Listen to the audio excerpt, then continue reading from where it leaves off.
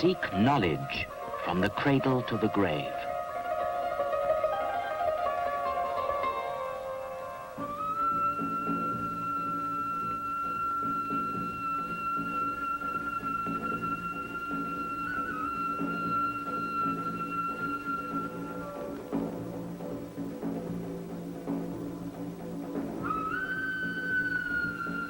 These buildings haunt the Islamic world.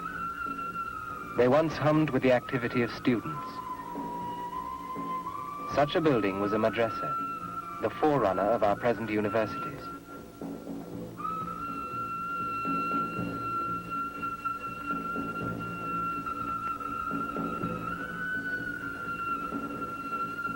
In such beautiful buildings as the madrasa at Kargid in eastern Iran, the sciences of Islamic civilization were refined.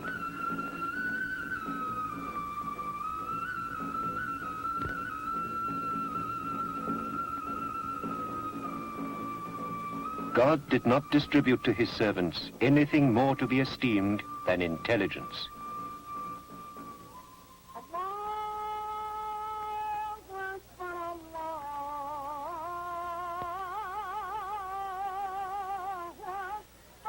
At Damascus in Syria is one of the earliest as well as one of the greatest mosques of Islam, the Umayyad Mosque.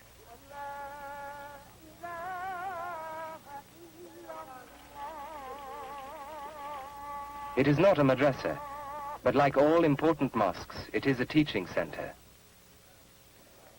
For Islam, intelligence is the chief mark of man, and by its correct use he will bind himself to God. The central means is a book, the Quran. And a great deal of the activity in such a building is activity of the mind. Each teacher has an area in the mosque where his circle gathers. Whoever wishes may come to listen, not only regular students, but also artisans, merchants, and villagers from the nearby bazaars. Out of this informal and free teaching in the mosques came the madrasa system. The river Tigris at Baghdad. It is said that it ran black with the ink of the books thrown into it when the city was sacked by the Mongols in 1258. For it was at Baghdad that thousands of Greek scientific and philosophical texts were translated into Arabic.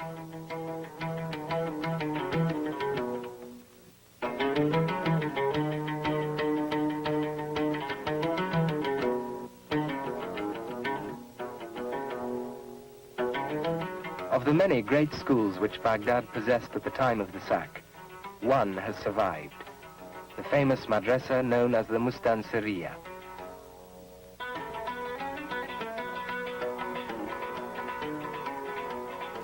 In such a madrasa, students, often from distant parts of the Muslim world, lived and worked. The atmosphere was relaxed. Groups of students gathered about each master, while related activities went on nearby. Sometimes women too were students at madrasas. A student paid nothing to live and study here.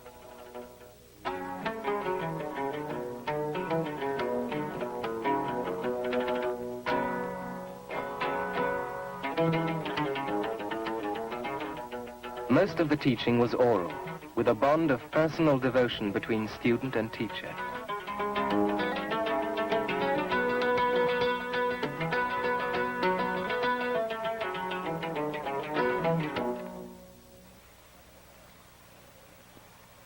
Like many others, this beautiful madrasa at Marrakesh in Morocco stands empty. Built in 1565, it was in continuous use until 1960, when the students were moved to new buildings. Upstairs, all around the courtyard, the students' rooms open off the long, cool corridors.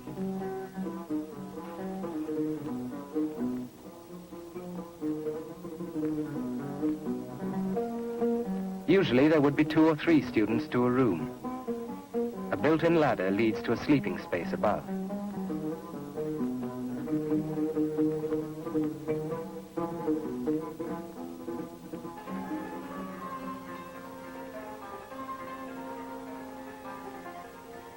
This madrasa in Isfahan was built early in the 18th century. It is the last of the great Safavid buildings and one of the most beautiful. Madrasas are not segregated from the life of the city.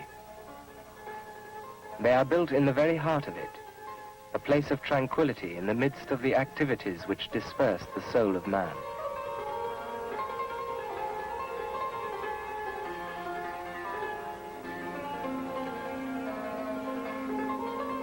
Anyone can come here to pray, to hear some of the teaching, or to sit in recollection.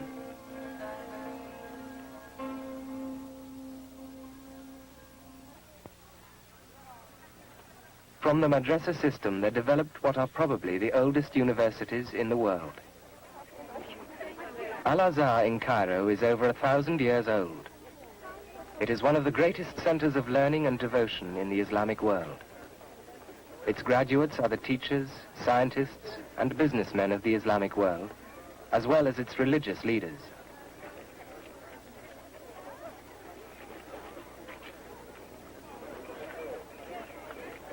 In the theological faculty, the traditional teaching method is still in use.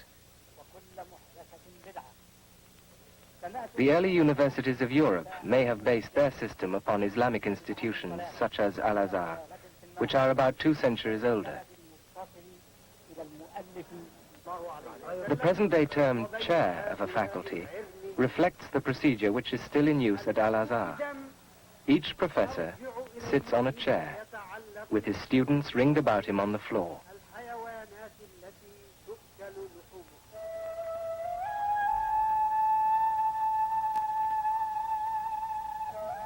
For Islam, the individual objects in the world cannot be truly understood in isolation, but only within their context in the universe.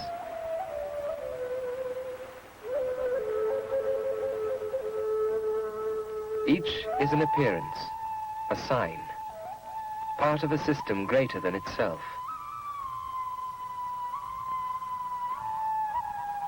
This is the key to the Islamic approach to the knowledge of the world.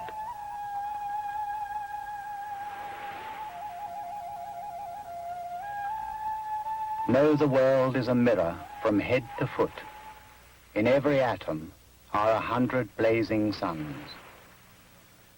If you cleave the heart of one drop of water, 100 pure oceans emerge from it. If you examine closely each grain of sand, 1,000 atoms may be seen in it. In its members, a gnat is like an elephant. In its qualities, a drop of rain is like the Nile. The heart of a barleycorn equals 100 harvests. A world dwells in the heart of a millet seed.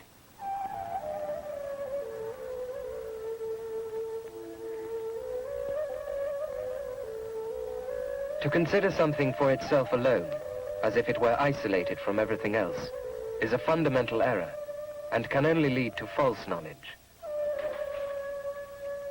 And so, in Islamic civilization, each object and science has its place in a hierarchy which preserves the true proportions of things. The sciences have come to be regarded as so many branches of a single tree, which grows and sends forth leaves and fruit in conformity with the nature of the tree itself. Just as a branch of a tree does not continue to grow indefinitely, so any discipline is not to be pursued beyond a certain limit, for that would end by destroying the harmony of the tree as a whole. Within this overall concept, many sciences were developed to a high degree, but it is mathematics which held pride of place.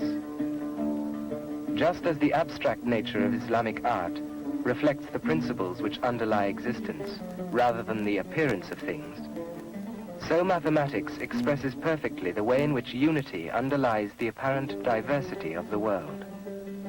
For example, the definition of a point is that it has no dimensions, but it is a moving point which generates a line. And a moving line generates a flat plane. And a moving plane generates a 3-dimensional solid, the 3 dimensions in which we live. The whole is built up from the initial dimensionless point, the unity beneath all multiplicity.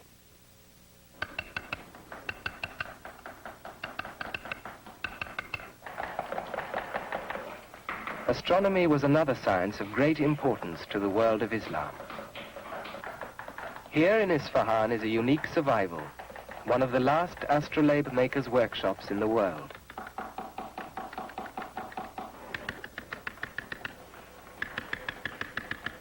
For centuries, this instrument played a key role in astronomy and navigation in the Islamic world and in Europe.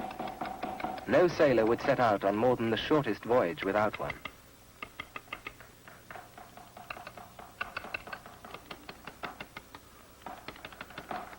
In order to pray, a Muslim must know the precise direction of Mecca, and many events in his life are directly linked to movements of the heavenly bodies.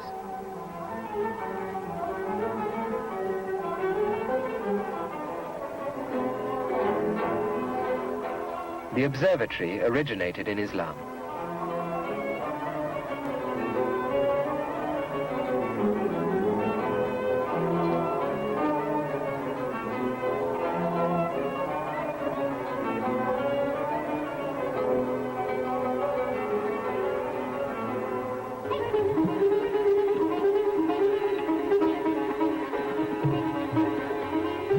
The observatory at Delhi is one of the 5 built by the Indian prince Jai Singh in the 18th century.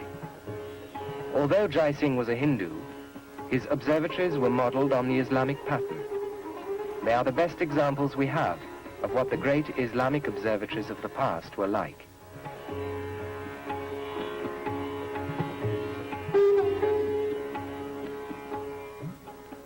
Such large-scale instruments accurately measured the movements of heavenly bodies on the basis of the shadow cast by a fixed object, such as a pillar, or by direct sightings.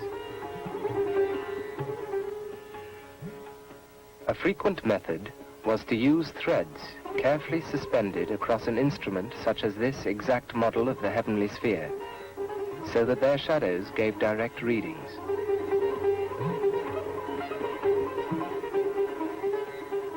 This instrument is a right-angled triangle, with its hypotenuse aligned on the pole.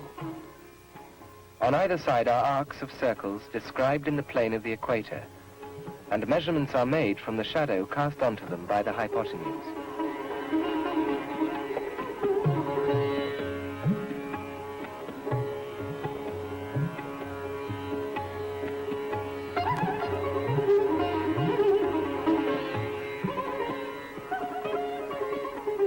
In the 11th century, one of the greatest of all scientists, Al-Biruni, accurately measured the radius of the Earth. In northern Pakistan, a perfectly flat plain stretches out for hundreds of miles below the mountains.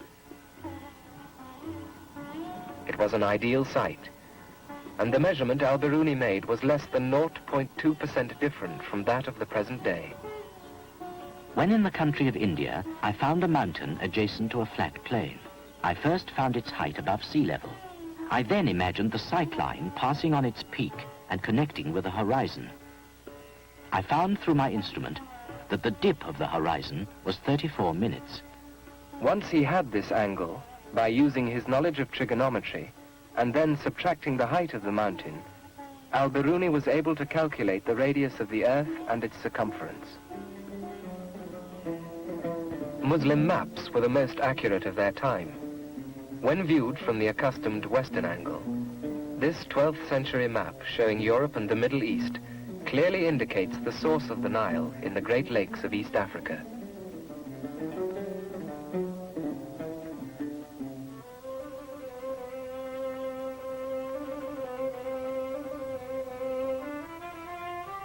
For medieval Europe, Muslims such as Avicenna, Averroes and Razi were the principal sources of medical knowledge.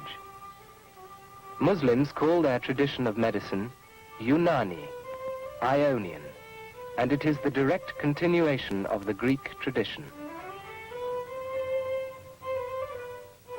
Unity is the key idea. A doctor is not just a medical specialist. He is a hakim, a wise man. a scholar and perhaps a spiritual guide as well as a physician.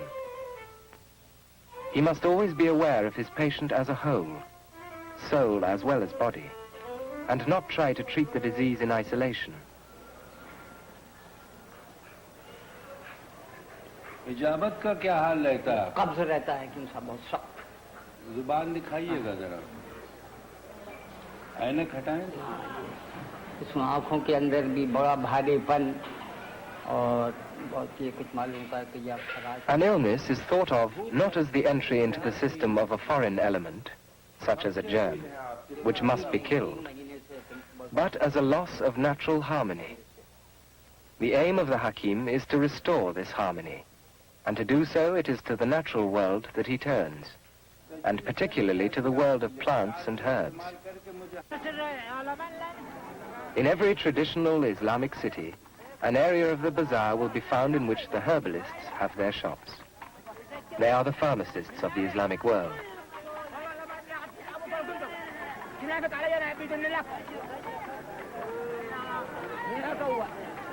The stock of such a shop will include herbs, seeds and roots, dried animal parts, perfumes such as myrrh and frankincense, gums, ointments, and scented woods. Often the plants used are gathered wild by expert herbalists.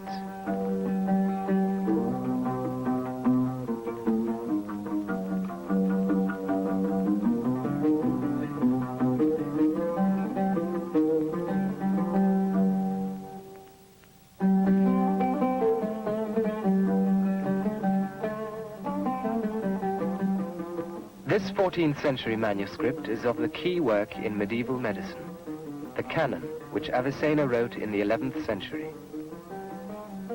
Great advances were made by Islamic medicine. It was Ibn Nafis who in the 13th century accurately described the lesser or pulmonary circulation of the blood, which until recently was regarded as a 16th century European discovery.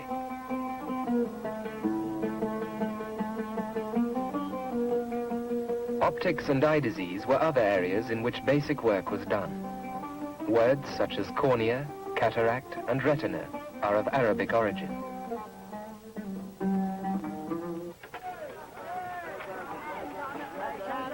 It was in the Islamic world that hospitals first developed as important institutions. This hospital was built in Damascus in 1155.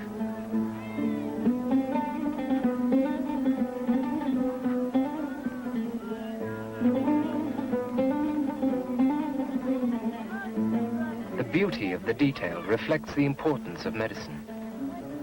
It was also a way of reassuring the patient. Much attention was paid to psychological factors, and Avicenna used to make a special point of embracing his patients.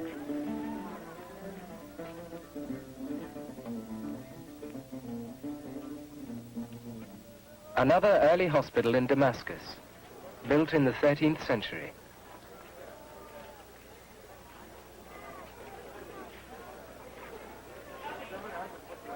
Take care of the poor, the widows, and the orphans. Pay them special pensions from your treasury. Build hospitals for sick Muslims, with a staff of physicians and attendants who will cure them and minister to their needs. A Caesarean operation, painted in 1307. This is a post-mortem operation, but effective anesthetics based on the knowledge of herbs were certainly in use.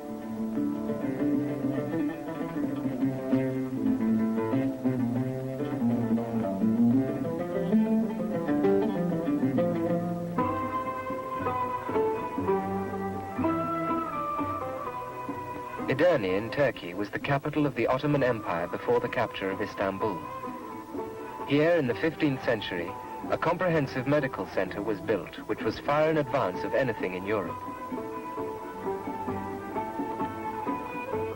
The complex is built around the mosque, for no branch of knowledge was unrelated to the religion. In its courtyard, theology was taught, and beyond lie the other buildings in a lucid and well-integrated design.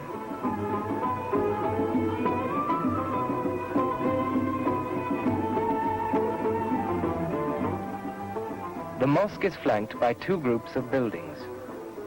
On one side, the kitchens in which free meals were given by the Waqf, as in many Turkish cities. The bakery, warehouse and workshops. On the other side, a hospital, a pharmacy and administrative offices, an asylum for the mentally sick, and a large medical school for resident students.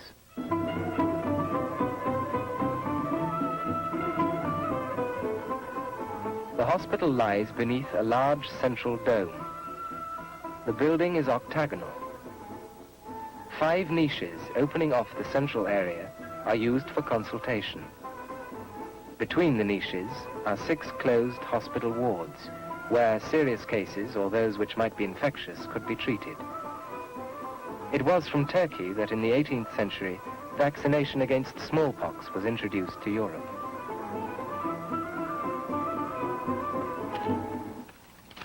In Pakistan, a considerable revival of interest in traditional Islamic medicine is taking place. These men are gathering a herb which is valuable for treating jaundice. They work for the Hamdard Institute of Pakistan, which, like its twin institute in India, is revitalizing the classical medicine of Islam by applying modern methods and procedures. The traditional herbs are brought to the institute from many sources.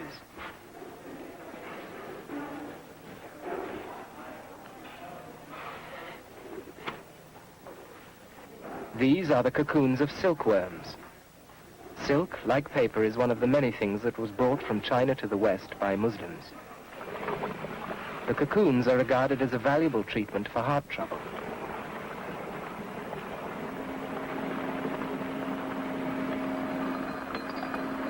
Here, rubies are being ground. Emeralds, coral, agate, cornelian, pearls, gold, and silver are all substances used in Islamic remedies. The Hakims of the Hamdard Institute hold free clinics at which the traditional medicine is practiced. The physician should be of tender disposition and wise nature, excelling in acumen. And no physician can be of tender disposition if he fails to recognize the nobility of the human soul, nor of wise nature unless he is acquainted with logic. And he who is not acute in conjecture will not arrive at a correct understanding of any ailment, for he must derive his indications from the pulse, which has a systole, a diastole, and a pause intervening between these two movements.